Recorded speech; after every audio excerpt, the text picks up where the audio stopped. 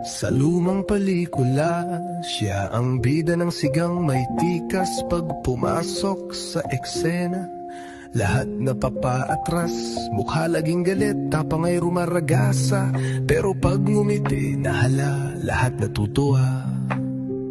Kilala sa tapang, kilala sa yabang, pero yung yabang niya laging may halong lambing at biro lang. Si Rod Navarro, bagyong may puso.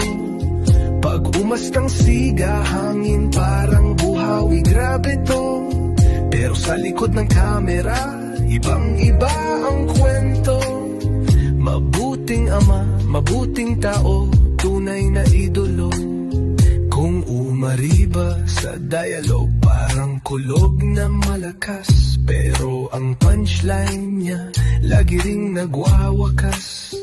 Kahit kontrabida, minsan-minsan bida ring totoo. Sa puso ng tao, siya ang panalo. Lakas ng dating, galing umarte, pero mas malakas ang kabutihang tinatago sa puso niya't ngiti. Si Rod Navarro, bagyong may puso.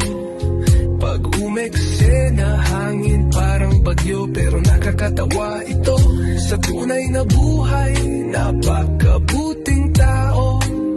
Mahalagang ama, huwarang Pilipino. Hindi lang sa pelikula, pati sa buhay, bida ka. Hindi lang pananakot, pati saya ang dala.